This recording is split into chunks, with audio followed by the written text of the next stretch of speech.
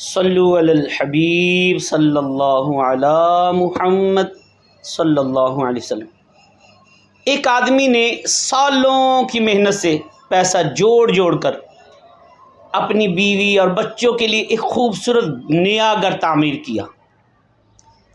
جب گھر تعمیر ہو گیا تو اس نے فیصلہ کیا کہ 3 دن کے بعد اپنے اہل خانہ کے ساتھ اس نئے گھر میں شفٹ ہو جائے گا۔ لیکن شفٹنگ کے 1 دن پہلے رات زلزلہ آیا، وہ نیا اور خوابوں جیسا گھر زمین بوس ہو گیا۔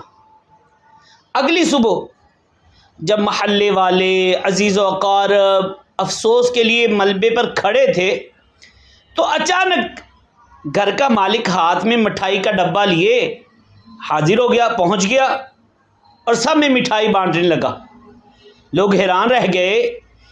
ایک صاحب نے غصے سے پوچھا، کیا تمہارا دماغ خراب ہو گیا ہے؟ اتنا بڑا نقصان ہوا ہے اور تم خوشیاں بانٹ رہے ہو؟ گھر کے مالک نے مسکرا کر جواب دیا، کہنے لگا، نہیں، میں تو اپنے رب کا شکر ادا کر رہا ہوں کہ زلزلہ 1 رات پہلے آیا ہے۔ اگر میں اپنے بچوں کے ساتھ اس گھر میں ہوتا تو آج مٹھائی نہیں بانٹ رہا ہوتا بلکہ ملبے کے نیچے دفن ہوتا۔ اللہ اکبر، اللہ اکبر۔ تو زندگی میں ہمیشہ 2 پہلو ہوتے ہیں، ایک شکایت کا اور دوسرا شکر کا۔ اب ہم کیا چنتے ہیں؟